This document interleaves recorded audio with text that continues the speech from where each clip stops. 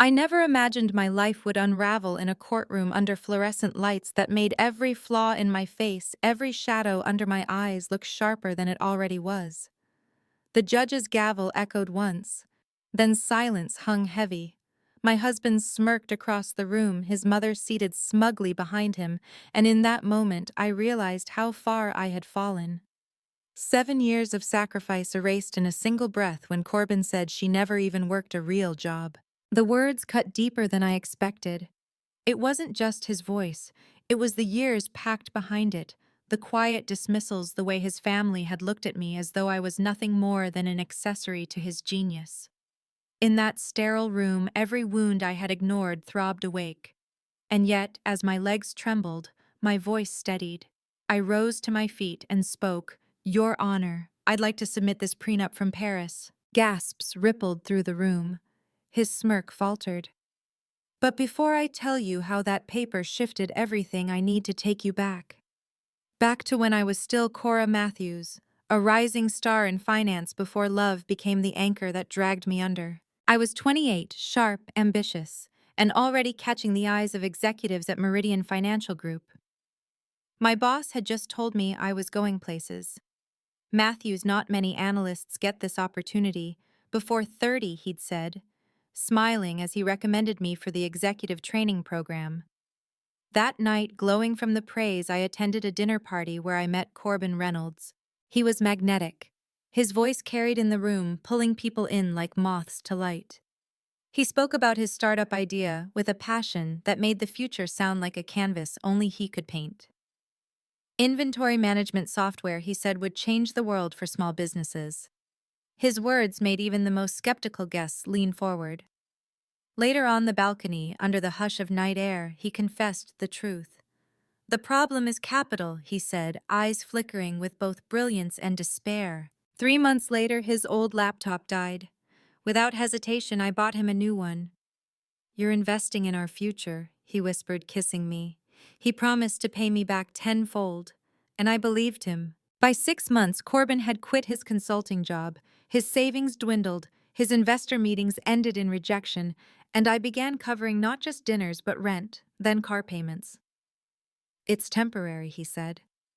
"Once we get seed money, everything will change." 1 year in, he proposed. Around the same time, Meridian offered me a transfer to London for their executive track.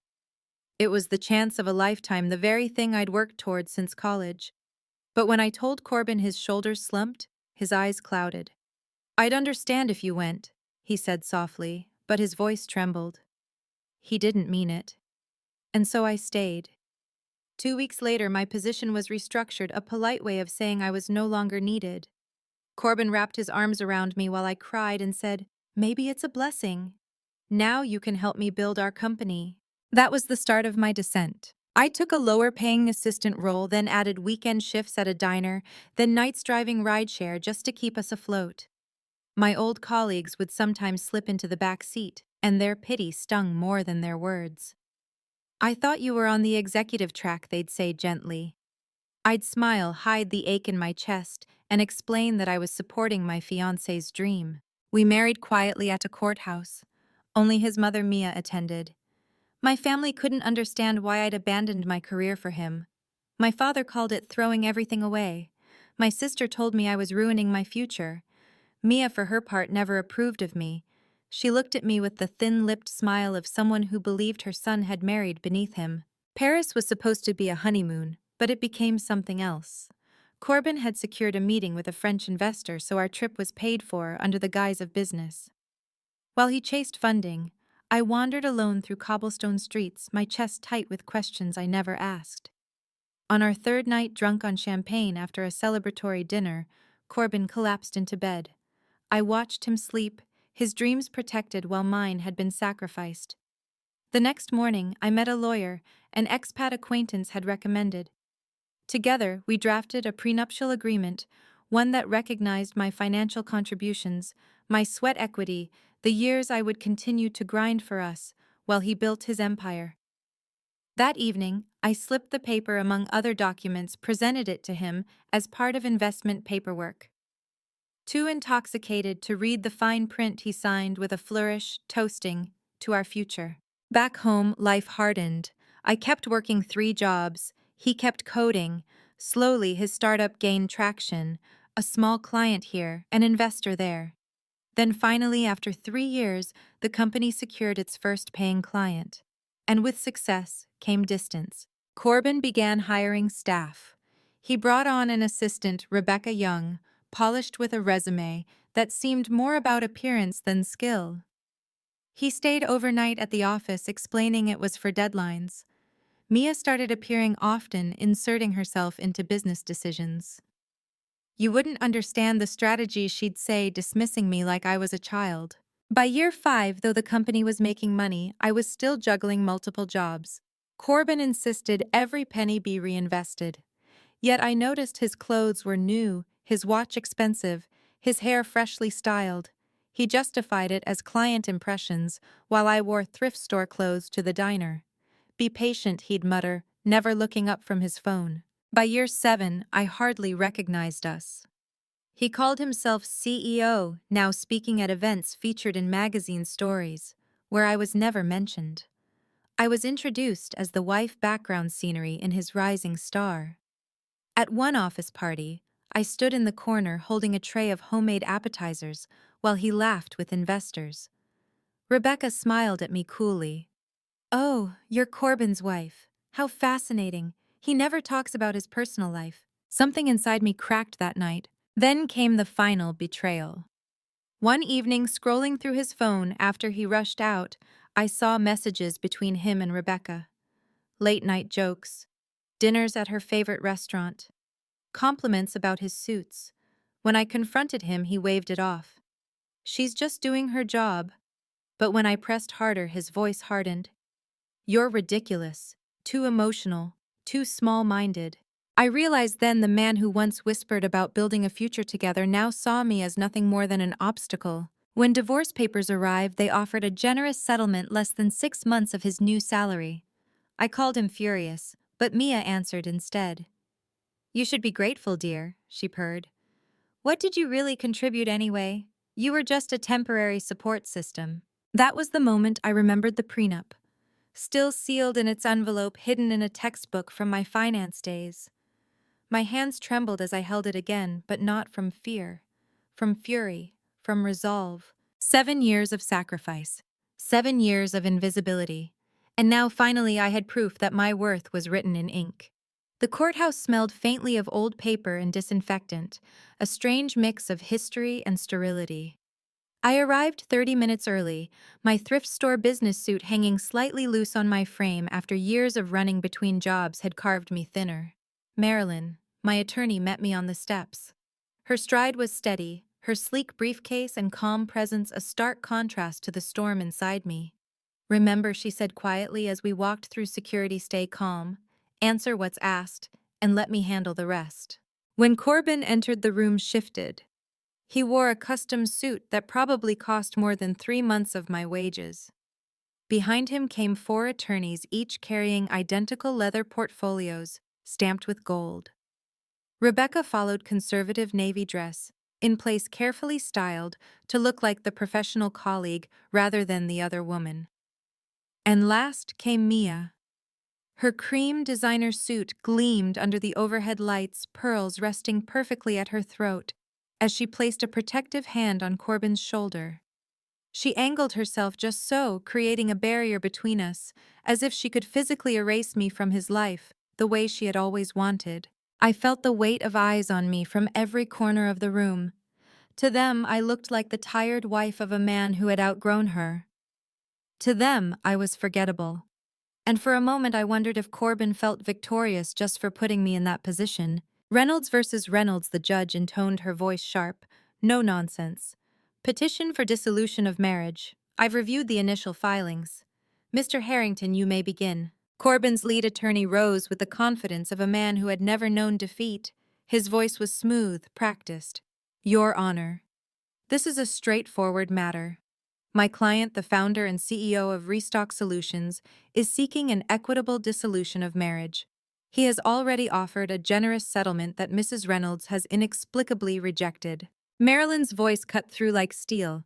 We reject the characterization of generous, Your Honor. My client contributed substantially to building Restock Solutions over 7 years of marriage. The proposed settlement is a fraction of her rightful share. The attorney's smile didn't reach his eyes.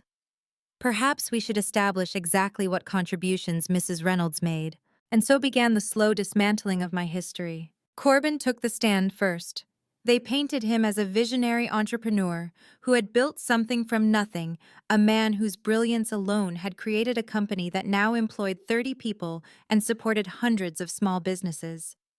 When the questioning turned to me, the tone shifted to condescension. "What employment did your wife maintain during your marriage?" the attorney asked. Corbin cleared his throat. "She worked various jobs, mostly service positions." "Could you be more specific?" "She was a waitress at Riverdale Diner. She drove for rideshare. She did some bookkeeping in the very beginning, but we outgrew her skill level quickly." The words hit like blows. 7 years of exhaustion, 7 years of sacrifice reduced to service positions, outgrew her skill level. When it was my turn to take the stand, Harrington approached with false sympathy. "Mrs. Reynolds, could you tell the court your current employment situation?" "I currently work 3 jobs," I said, my voice catching but holding steady. "I'm an administrative assistant at Westbrook Medical Center. During the day I waitress 4 evenings a week, and I drive for rideshare on weekends." "And your annual income from these combined positions?" I swallowed. "Approximately $43,000 last year." He raised an eyebrow. "Less than 1/10 of your husband's current salary. Would you say financial considerations played a role in your marriage to Mr. Reynolds?" "Objection," Marilyn snapped. "Argumentative and offensive." Sustained, the judge agreed, but the damage was done. The narrative was being crafted. Corbin, the brilliant provider. Me, the unambitious wife chasing a payday. By lunchtime I felt drained, hollowed out by their questions, their calculated erasure of everything I had done.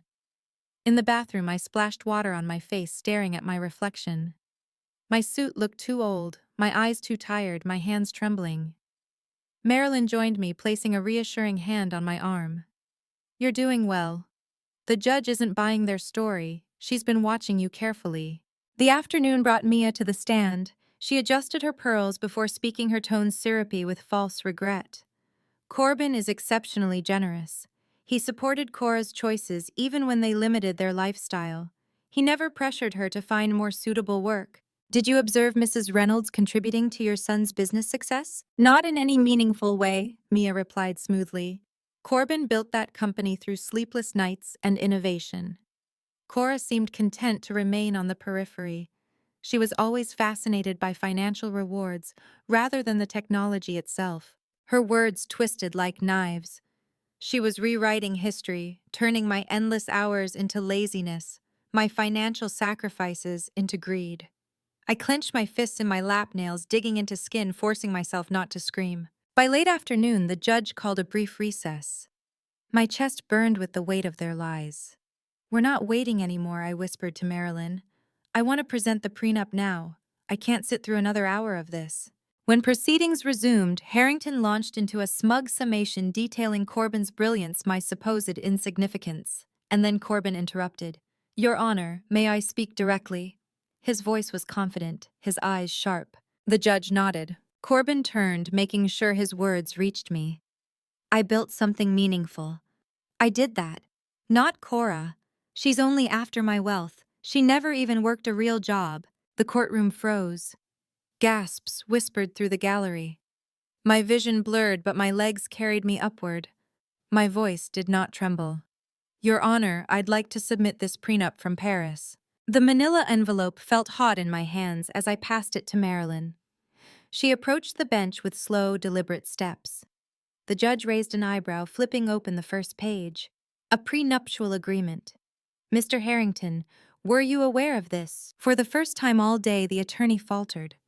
"Your Honor, this is the first we're hearing of such a document. We question its authenticity." Marilyn's smile was thin-cutting. "The document is dated and notarized in Paris 7 years ago. It bears Mr. Reynolds' signature, verifiable by the court's expert." The judge scanned the document, her expression sharpening with each page. "Would you care to summarize the relevant portions?" Marilyn's voice rang clear. The agreement explicitly acknowledges my client's financial contributions to the founding of Restock Solutions. It categorizes these as sweat equity and establishes her as 49% owner of the company and all related intellectual property. Furthermore, in the event of divorce, her ownership stake is recognized independently from any settlement. The courtroom erupted. Reporters scribbled, attorneys whispered, Corbin's face drained of color. Mia's hand shot to her pearls, her eyes wide with disbelief. Rebecca stared ahead, frozen. The judge's gavel struck, silencing the chaos. Mr. Reynolds, do you recognize your signature on this document? Corbin tugged at his collar, his confidence unraveling. Your Honor, I may have signed something in Paris, but I wasn't fully aware of its contents. It was our honeymoon. There was champagne. The judge's voice was sharp. Are you suggesting you were intoxicated when signing a legal document? Not intoxicated, perhaps, but not fully cognizant. I couldn't hold back. He was sober enough to meet investors that same day and secure funding. The judge nodded, her gaze heavy. Miss Chin, continue. Marilyn listed every job I had worked, every dollar I had contributed, every unpaid hour I had poured into keeping us afloat while Corbin coded in the dark. For the first time, my sacrifices weren't invisible. They were written, detailed, undeniable. For 20 minutes, the courtroom transformed. I was no longer the desperate wife painted as a gold digger. I was the partner who had built the foundation of his empire. And Corbin knew it.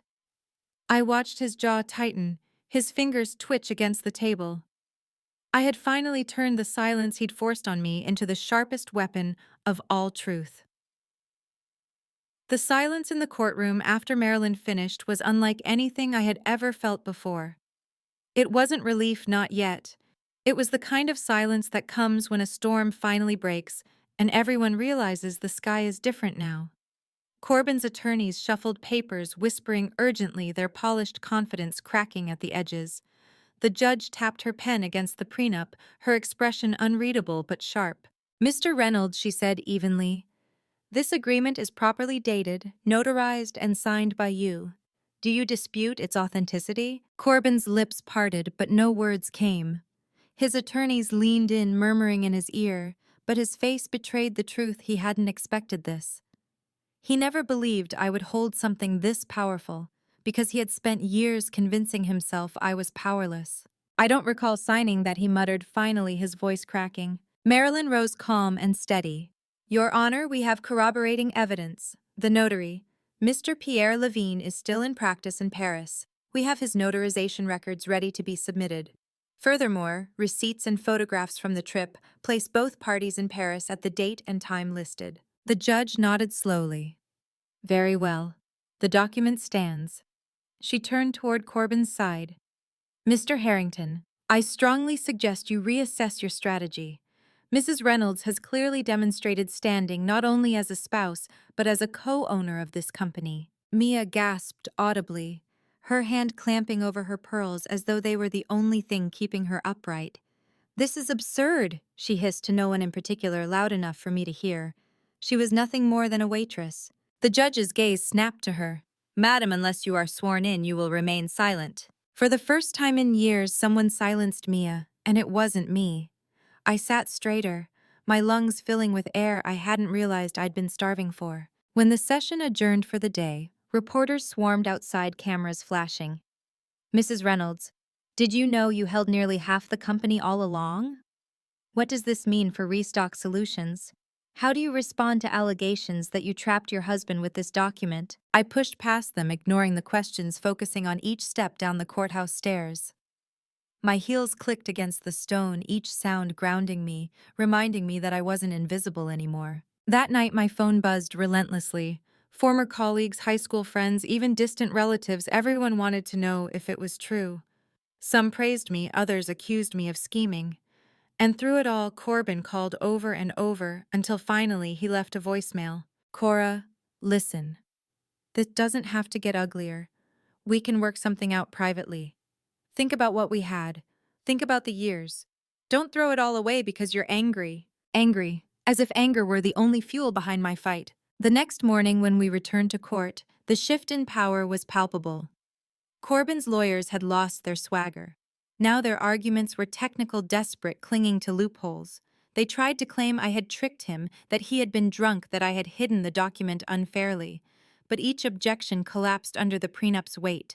Marilyn spoke of sweat equity, of the hours and dollars I poured into his dream. She listed each job I worked, each sacrifice I made. She painted the portrait of a woman who had been both breadwinner and supporter, whose labor had been erased until now. And when she was done, the judge leaned forward, her expression firm. It is clear that Mrs. Reynolds is entitled to her recognized ownership stake. Therefore, the court affirms her rights as a 49% shareholder in Restock Solutions. Any settlement or division of assets must reflect this agreement. The gavel struck once. Just like that, everything changed. Corbin's face was a mask of disbelief. His attorneys looked defeated. Mia rose from her seat, her composure shattered, and hissed in my direction. "You'll ruin him. You've ruined all of us." For the first time, I met her eyes without flinching. "No," I said softly. "You ruined me years ago. I just stopped letting it continue." Outside reporters exploded with questions again, but I walked past them, my attorney at my side. My heart pounded not with triumph, but with something stranger. Relief, yes. Vindication, certainly. But also grief for the years lost, for the woman I had been, for the love I had given so freely to someone who saw it as nothing but leverage. The weeks that followed were chaos. News outlets picked up the story. CEO loses nearly half his company to wife in divorce. Court shock. Prenup. Surprise turns tables on tech founder.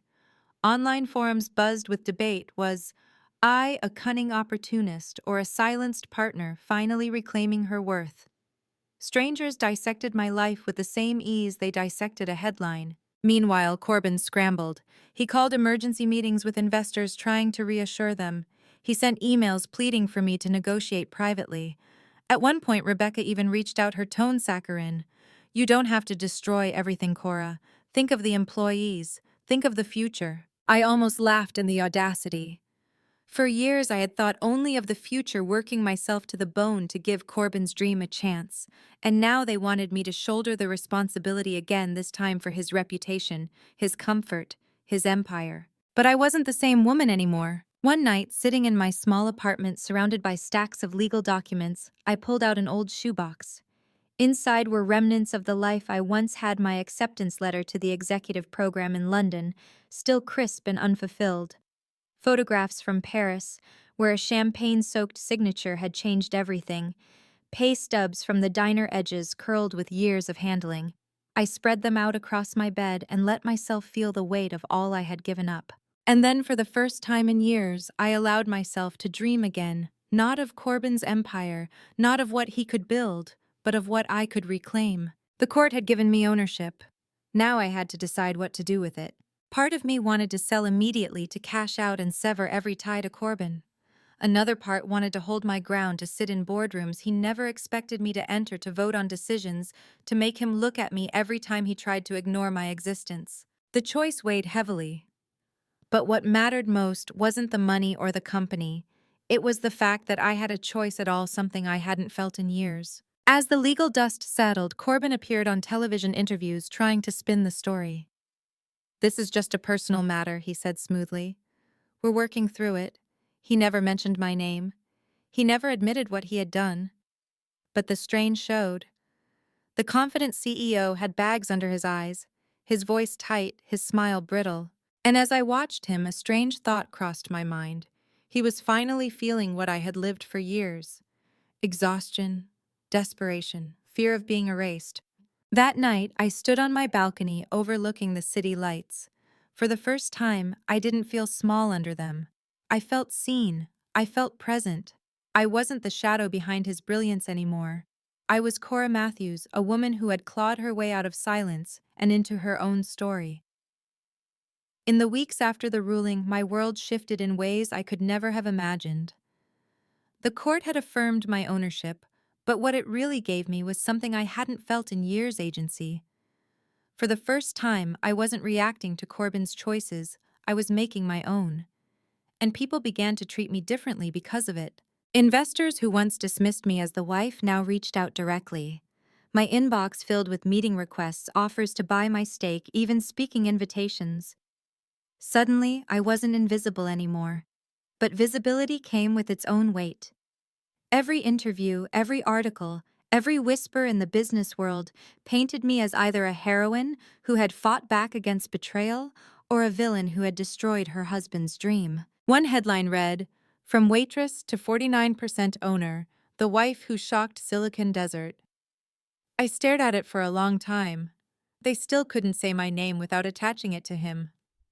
Still, it was a start. Meanwhile, Corbin was unraveling.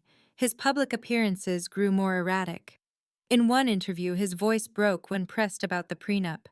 It was a trick, he spat. She set me up. Investors didn't like that. Confidence is currency, and Corbin was hemorrhaging it. Then came the private messages. Late at night, my phone would buzz with texts from numbers I didn't recognize. "You'll ruin everything. Greedy witch. Think of the employees you're destroying." I knew where they came from.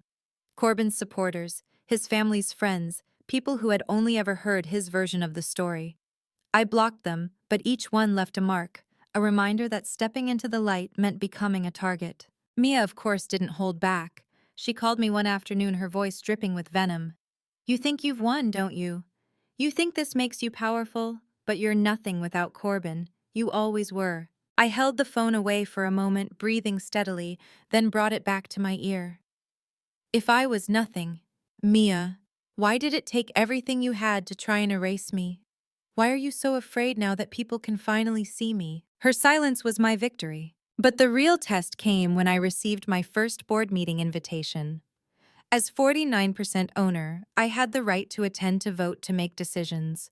The thought of walking into that room made my stomach knot. These were people who had seen me carrying trays of food at office parties, who had smiled politely while I hovered at the edges. They would see me differently now, but would it be respect or resentment? The morning of the meeting, I put on the sharpest suit I owned, brushed my hair into a sleek bun, and walked into the glass tower of Restock Solutions. The receptionist's eyes widened when she saw me, her "Good morning, Mrs. Reynolds" tinged with new deference. Inside the boardroom, conversation halted as I entered. Corbin sat at the head of the table, his jaw tight, his eyes dark. Rebecca was beside him, pretending to shuffle papers. The investors, sleek and composed, watched me carefully. I could feel the weight of their scrutiny. I took my seat across from Corbin, opened my notebook, and said clearly, "Shall we begin?" For the next 2 hours I listened. Projections, product launches, marketing strategies, all discussed as though the storm outside didn't exist. Corbin tried to dominate the conversation, but his voice lacked its old magnetism. Investors pressed him on revenue, on client retention, on the media narrative. And then one of them, a man named Patel, turned to me. "Mrs. Reynolds, as a major shareholder, what is your perspective?" The room froze. Corbin's head snapped toward me, fury flickering in his eyes. He hadn't expected me to speak. He hadn't expected me to matter. I steadied my breath. "My perspective is that Restock Solutions was built on sacrifice. For years, I worked 3 jobs to give this company a chance to grow. That foundation cannot be forgotten.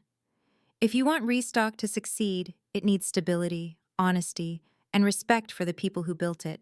That includes me."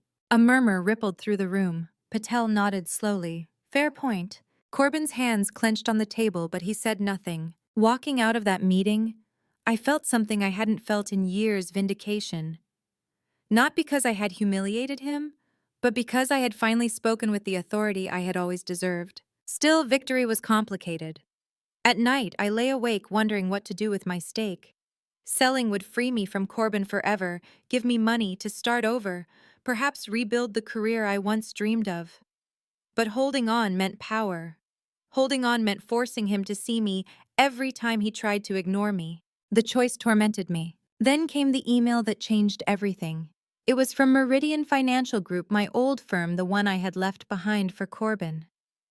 They remembered me. They had followed the news.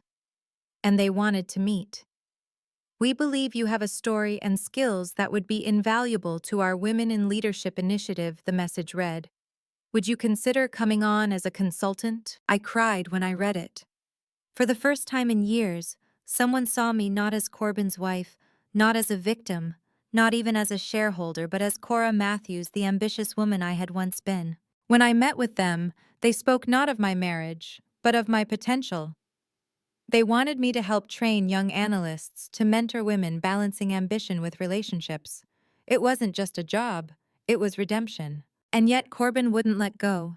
He cornered me after another board meeting, his voice low, urgent. Sell your shares back to me, please. You don't belong here. This is my world, Cora. I met his eyes steady and calm. It was our world. You just never wanted to admit it. His jaw tightened. You'll destroy everything. No, I whispered. I'm done destroying myself for you. That night, I signed with Meridian. The next morning, I announced that I would not be selling my shares, not yet. I would hold them watch carefully and ensure that the company I had sacrificed so much for could not erase me again. The backlash was immediate. Articles called me vindictive, greedy, ruthless. Commentators debated my morality on talk shows. But for every critic, there was someone else who reached out. Women who told me my story, gave them courage, who said they saw themselves in my silence, my sacrifices, my eventual voice. And slowly the noise began to matter less. What mattered was that I had taken back control of my narrative. One evening, as the sun dipped below the horizon, I sat on my balcony with a glass of wine watching the city lights flicker on. For years, those lights had mocked me, reminders of opportunities, lost dreams, abandoned. But now they felt like possibilities. Each one a window I might open, each one a chance to build something new. And as I sipped, I realized something. Revenge wasn't about destroying Corbin. It wasn't even about the prenup or the courtroom victory.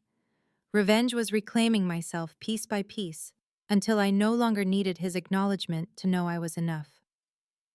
The weeks stretched into months, and little by little the storm quieted. Corbin still fought me in small ways, filing motions, sending letters through his attorneys. But the prenup held firm. Every attempt to discredit me only weakened him in the eyes of the board and investors. And though he tried to carry on, the cracks in his empire widened. I no longer flinched when I saw his name in headlines. I no longer felt small when I walked into Restock's boardroom. The woman who had once juggled 3 jobs crying quietly in a diner bathroom had been replaced by someone I barely recognized, steady, deliberate, present.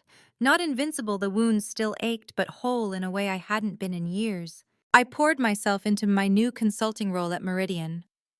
Standing in front of a room full of young analysts, I felt the old fire return.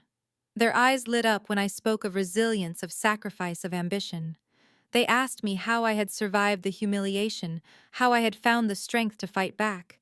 And I told them the truth. I didn't always feel strong. Most of the time I felt broken. But strength isn't about never breaking, it's about choosing to put yourself back together even when no one believes you can. Sometimes after these sessions, women would approach me privately. One would whisper about a husband who spent her savings chasing a dream she wasn't allowed to share in. Another would cry about parents who told her ambition made her less lovable. Each story reminded me that betrayal is not always a headline in a courtroom. Sometimes it is quiet, invisible, played out in kitchens and bedrooms where no judge will ever see. And yet the pain is just as real. That is when I understood my story wasn't just mine, it was a mirror for others. My scars could be a map for someone else's survival. Corbin, meanwhile, tried to rebuild. He replaced staff, reshuffled leadership, tried to present himself as untouchable. But the image never fully returned. Too many investors had seen him falter, too many articles had dissected his downfall. Rebecca eventually disappeared from the company's roster, slipping away quietly, and though rumors swirled, I didn't care enough to follow them. Mia never spoke to me again. Sometimes I'd catch her glare at board meetings, her fury simmering beneath her pearls. But her silence was another kind of acknowledgement, the only one she could give. She had fought to erase me, and in the end, it was her son's signature that had carved my place into history. And yet victory felt complicated. Nights alone in my apartment stretched long, echoing with memories of the life I thought I had. There were moments I missed the illusion of love, moments I missed the version of Corbin I had once believed in. Betrayal doesn't erase the good memories, it stains them, makes you question if they were ever real. But with time, the grief softened. In its place grew something quieter, deeper: peace. One evening, as I walked home from Meridian, I passed a small bookstore. In the window was a display, Women Who Build. It featured biographies of entrepreneurs, leaders, pioneers. For the first time, I allowed myself to imagine my story there too, not defined by Corbin, but by survival, by resilience, by the truth that I had built something from nothing, even if what I built wasn't the empire he promised. Because in the end, my greatest victory wasn't ownership of Restock Solutions, it was ownership of myself. I think back often to the girl who stood in that courthouse bathroom staring at her tired reflection, wondering if she was enough. If I could speak to her now, I would tell her this. You are more than what anyone takes from you. You are more than your sacrifices. And you are worth fighting for, even if you're the only one fighting. 7 years of silence erased in one courtroom moment. 7 years of invisibility turned into recognition written in ink. Betrayal was the fire, but I chose what it forged me into. And so here I am telling you my story, not because I want pity, not because I want revenge, but because maybe you need to hear it. Maybe you're carrying sacrifices no one sees. Maybe you're standing in shadows you didn't choose. Maybe you're afraid that speaking up will make you look dramatic, ungrateful, or weak. Let me tell you, your silence does not make you lovable. Your sacrifice does not make you invisible. And your worth does not depend on who acknowledges it. I thought I was saving Corbin's dream, but what I really saved, what I nearly lost, was myself. So if you've been betrayed, if you've been erased, if you've been told you are nothing, I hope my story whispers back, you are something, you are everything, and you are not alone. Thank you for staying with me through this. If my journey touched something in you, if it made you feel seen, I invite you, like, share, and subscribe. Not for me, but so that stories like ours, stories of pain and power, can reach the people who need them most. And leave me a comment. Tell me your story, because every voice matters.